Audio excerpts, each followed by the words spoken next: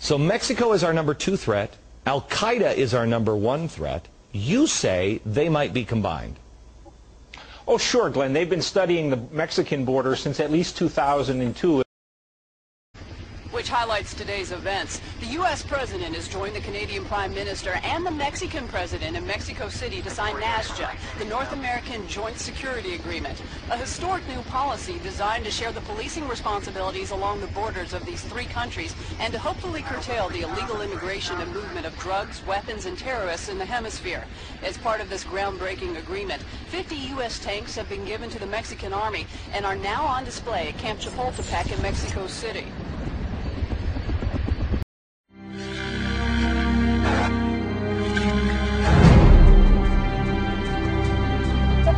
Ghosts, this is Fox 3. We're at the safe house. The president is secure. Repeat, the president is... Jesus Christ! Fox 3, come in. Do you copy?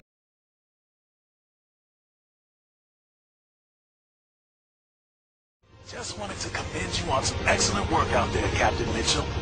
And I've got something you'll be interested to know. General Ontiveros had help from influential people within the U.S. in his attempts to block NATSA. I'm patching some video through. Stand by. And we are now being told that retired U.S. General James Monroe was arrested moments ago for what some believe is his involvement in Mexico's failed coup attempt. Well, that explains how Carlos was able to hack his way into NORAD's computer. He had help on the inside. Precisely. General Monroe opposed any idea of a joint security agreement with Canada and Mexico and pursued all means at his disposal to stop it. But I still don't understand why. He thought the best way to derail NATSA was to overthrow the Mexican government and put close friends like General Ontiveros in power, even if it meant scaring the Russians and Chinese and putting the whole world on the edge of nuclear annihilation.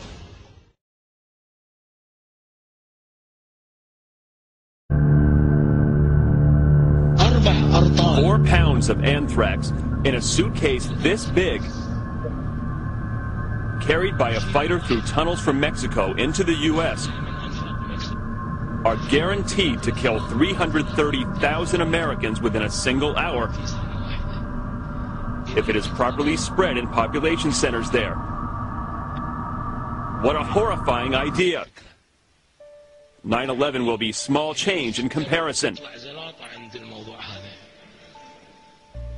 Am I right? He goes on to suggest that Al-Qaeda will work with what he claims are 300,000 American white supremacist militias who also hate the U.S. government. If you're a longtime viewer of my program, you know that I've been talking about that unholy alliance for a while.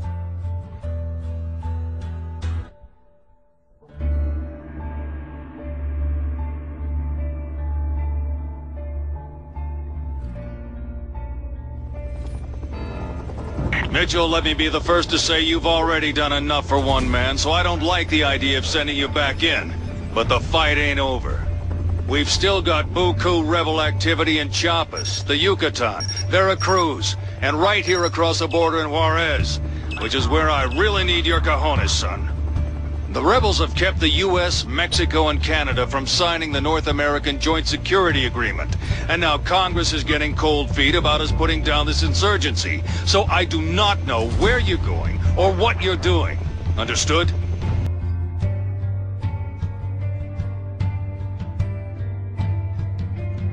What do I know? Our intel says the rebels may already have their hands on some nasty technology. Could be a dirty bomb, maybe biologicals.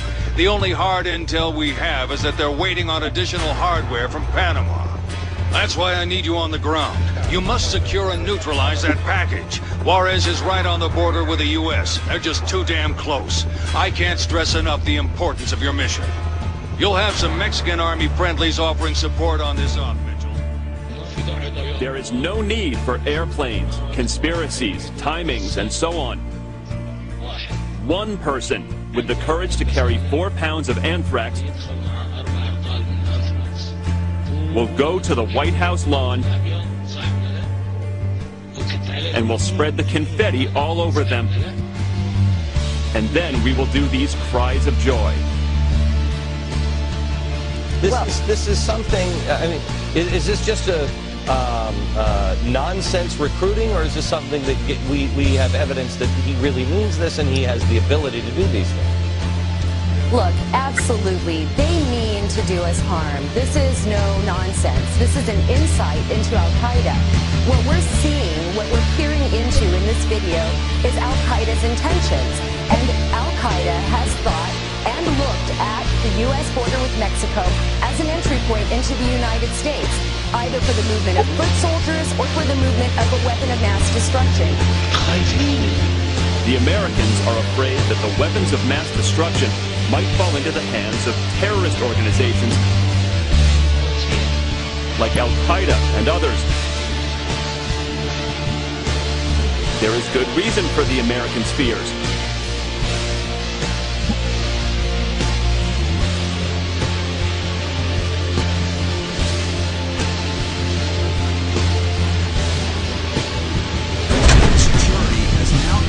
A threat to U.S. soil. FEMA has ordered mandatory evacuations of the Dallas-Fort Worth area. We hear the location of the missiles. It's on you, Mitchell. Take them out.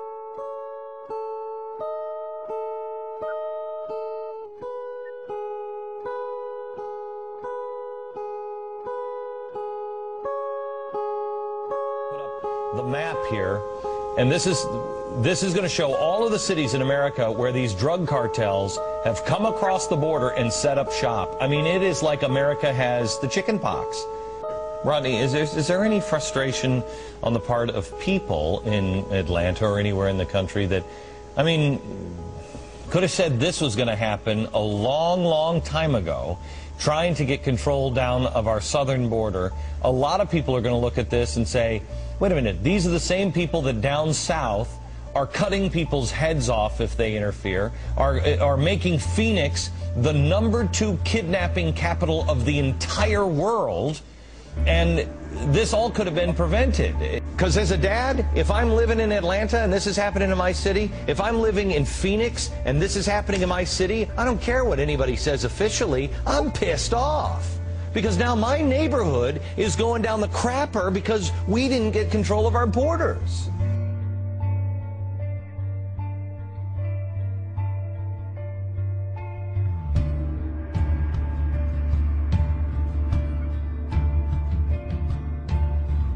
New questions tonight about an Army combat brigade being trained to deal with civil disturbances in the United States.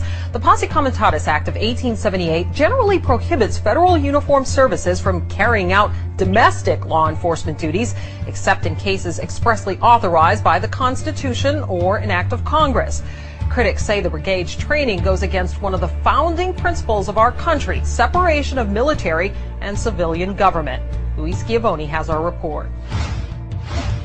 They've spent 30 months on the streets of Baghdad. Now the 1st Brigade combat team of the Army's 3rd Infantry Division is back in the USA. The Army Times reporting, quote, they may be called upon to help with civil unrest and crowd control or to deal with potentially horrific scenarios, end quote.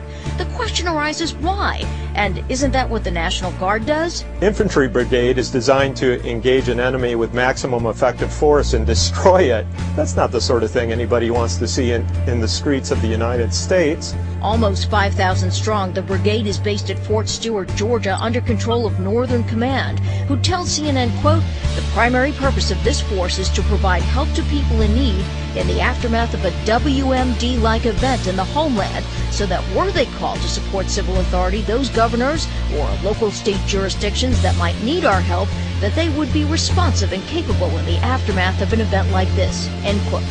On Capitol Hill, questions about how the Pentagon determined that a thinly stretched military with 2 conflicts underway could spare these troops. That's a misuse of assets. Those assets can be deployed, I think, more efficiently somewhere else when you have a guard that you can call up on a moment's notice.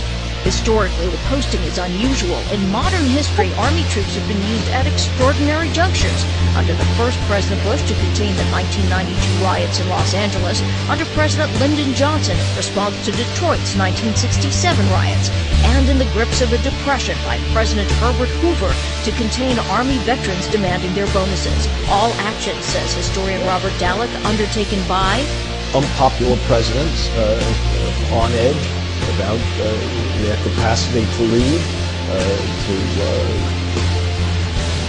invoke public support for whatever it is they think needs to be done.